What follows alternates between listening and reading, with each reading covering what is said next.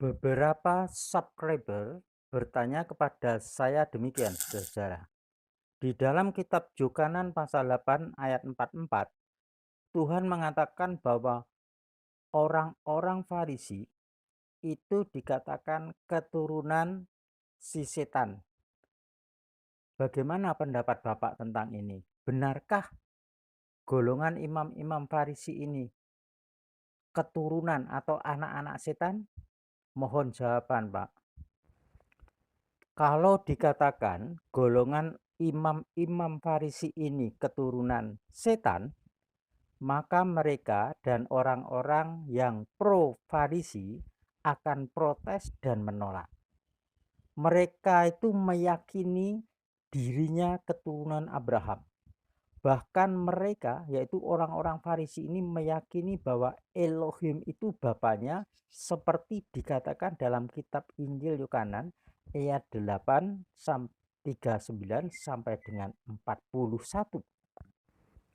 Namun saudara-saudara, bagaimana kalau Tuhan sendiri yang memandang dan menilai golongan imam-imam Farisi ini, saudara?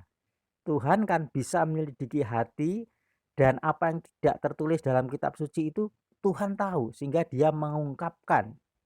Saudara-saudara, Tuhan dengan tegas menyatakan bahwa mereka adalah keturunan setan yang merupakan bapaknya, seperti yang dia firmankan dalam Injil Yohanes pasal 8 ayat 44.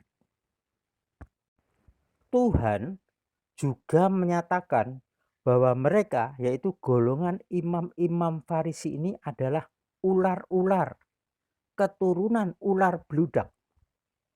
Saudara bisa baca di dalam kitab Matius atau Matius 23 ayat 33. Saudara-saudara, apakah ular beludak itu? Ular beludak itu sekelompok ular berbisa, familia Viperidae. Nah itu saudara-saudara. Namun mengapa dikatakan keturunan setan? Padahal orang-orang Farisi ini kan terdiri dari darah dan daging manusia seperti kita. Sedangkan setan itu kan roh adanya. Dengan demikian yang dimaksud Tuhan keturunan setan adalah rohnya, atau secara roh itu keturunan setan yang roh adanya, saudara-saudara. Jadi roh itu menggerakkan kemanusiaan untuk melakukan kehendak roh itu.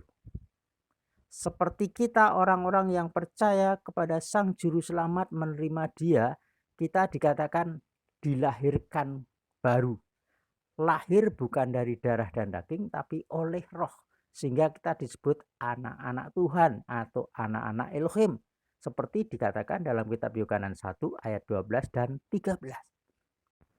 Di dalam kitab Yohanes 8 ayat 44, Tuhan menyatakan demikian kepada orang-orang Farisi, bahwa mereka ini adalah anak-anak dari bapak si pembunuh, yaitu si setan.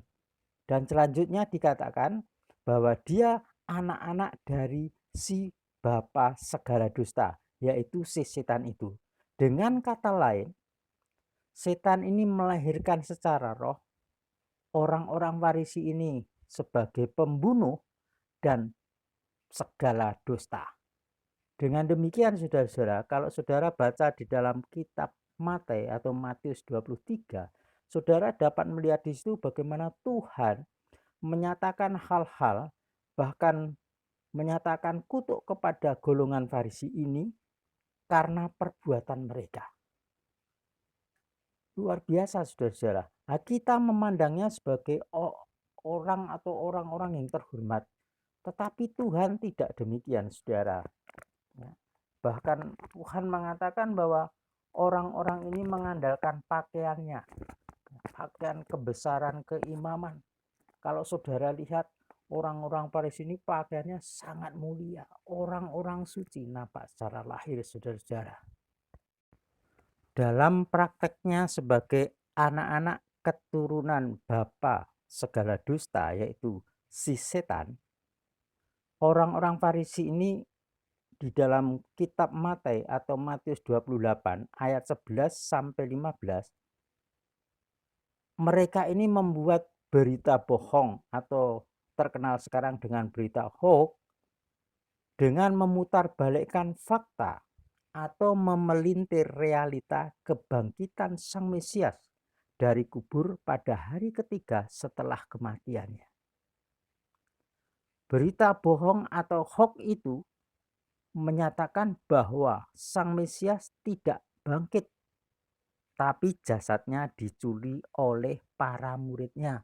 Karena itu di dalam kubur yang berbentuk gua itu tidak ada jasadnya. Ya, itulah yang dilakukan, saudara. Itu dusta. Akibatnya apa, saudara? Dikatakan dalam nats tersebut, itu berita itu tersiar sampai seluruh orang Yahudi. Akhirnya orang-orang Yahudi apa, saudara? Banyak yang tidak percaya bahwa Sang Mesias yang sudah mati dan bangkit pada hari yang ketiga dengan dimulianya disalib di Golgota itu, mereka tidak percaya. Dan mereka masih menantikan Sang Mesias lain sampai sekarang ini, saudara. Dan untuk kepercayaan lain, saudara, dampaknya apa? Mereka meragukan kebangkitan Yesus, bahkan mereka tidak percaya bahwa Sang Mesias yang sudah disalibkan, mati, dan bangkit pada hari yang ketiga dan hidup kekal itu tidak terjadi. Jadi mereka tidak percaya kebangkitan Sang Mesias ini. Itu karena apa? Berita hoax, kebohongan yang dibuat oleh kelompok imam-imam, ahli-ahli kitab, tua-tua dari Bani Yahudi. Ini dikatakan di dalam Matius 28 ayat 11 sampai 15. Jadi para tua-tua, ahli-ahli kitab, golongan imam-imam Farisi ini bersekongkol untuk menangkap dan membunuh. Ya, ini juga nyata, saudara. Jadi di sini jelas sekali bahwa kebohongan ini memang kesepakatan mereka. Ya, di dalam Matius 28 11 sampai 15 itu sangat jelas, saudara. Itu sumbernya, itu salah satu, saudara, yang saya sebutkan dari nats kitab suci tentang kebohongan itu. Dan ini mengapa bisa menyebar ke seluruh bumi sampai sekarang ini. Hampir seluruh orang terpengaruh dengan berita ini karena berita yang dibuat oleh kelompok Farisi, imam-imam, dan ahli-ahli kitab saat itu adalah didukung, diilhami bersama dengan setan yang terus bekerja sampai sekarang ini. Dan juga dikatakan bahwa setan itu pembunuh sejak semula. Dan orang-orang Farisi ini disebut Tuhan sebagai anak-anaknya dari si setan, dari pembunuh itu. Di dalam nats kitab suci itu ada buktinya, saudara. Saya ambil satu saja. Di dalam kitab Matius atau Matius 26 ayat 3 sampai 5. Dikatakan di situ bahwa para imam dan ahli-ahli kitab dan tua-tua Yahudi dalam suatu mahkamah agama, mereka bersekongkol untuk menangkap dan membunuh Sang Mesias dengan tipu muslihat. Apa ininya? Bukti ya? Ya, ini bukti, saudara. Dan itu memang terlaksana. Memang secara rohani Sang Mesias ini memang dinubuatkan untuk menggenapi Torah. Tetapi dalam hal lain, dalam perilaku orang-orang Farisi ini adalah berbeda.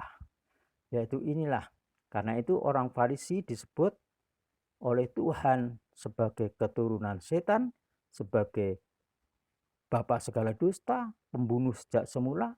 Ya, itulah yang terjadi, saudara-saudara. Dan sampai sekarang mereka tidak percaya kepada Sang Mesias yang sudah datang. Mereka menolak firman Elohim. Mereka menolak apa yang sudah ada, yang Tuhan sudah nyatakan, saudara. Oleh sebab itu, Tuhan juga lebih lanjut mengatakan kepada orang Farisi ini bahwa mereka ini telah duduk di atas kursi Musa. Itu di dalam Matius 23 ayat 2, saudara-saudara. Itu seperti itu. Jadi mengambil hak seolah-olah mereka itu pengganti Musa, penerus Musa, keimaman Lewi. Padahal tidak, saudara. Kelompok Farisi ini muncul setelah masa pembuangan Israel dari Babilonia. Jadi dalam kitab Tanak, kitab Taurat, kitab Perjanjian Lama tidak ada muncul kata Farisi. Munculnya adalah setelah Nabi Esra, saudara, yang membangun bait suci kedua di Yerusalem itu. Dan mereka ini dari kelompok Yahudi ini mengklaim sebagai imam-imam pengganti kelompok Lewi, kelompok Musa dan Harun. Ini yang dikatakan mengambil kursi Musa. Dan mereka itu mengaku dirinya ahli kitab Taurat. Itu diumumkan kemana-mana sebagai imam yang dipilih Tuhan. Karena semua orang Yahudi percaya dan mengakui, akhirnya kelompok Farisi ini bisa menguasai bait suci kedua di Yerusalem, mengelolanya menurut kehendak mereka. Dan Yesua pernah menegur mereka ini menjadikan bait suci kedua sebagai sarang penyamun, harusnya sebagai rumah doa bagi segala bangsa. Mereka ini juga disebut Tuhan sebagai generasi jahat dan pezina, saudara-saudara. Itu dalam kitab Matius 16 ayat 1 sampai 4. Demikian juga Tuhan mengatakan bahwa imam-imam Farisi ini tidak masuk kerajaan surga. Mereka sedang menutup pintu kerajaan surga dan menghalangi orang-orang untuk masuk kerajaan surga. Wah, ini sangat jahat kan, saudara. Itu Matius 23 ayat 13. Nah, inilah saudara yang disebut pembohong, pendusta, dan pembunuh. Itulah yang dinyatakan bahwa mereka ini memang secara kitab suci menurut Tuhan adalah keturunan setan. Haleluya. Terjawab sudah, saudara? Bapak Yahweh memberkati saudara. Sukses besar untuk saudara. Damai sejahtera. Urapan Ruh Kudus atas saudara. Dan saudara yang dipuaskan dengan firman ini silakan subscribe. Yang belum subscribe ya, supaya bisa mengikuti pengajaran kami selanjutnya. Haleluya. Amin.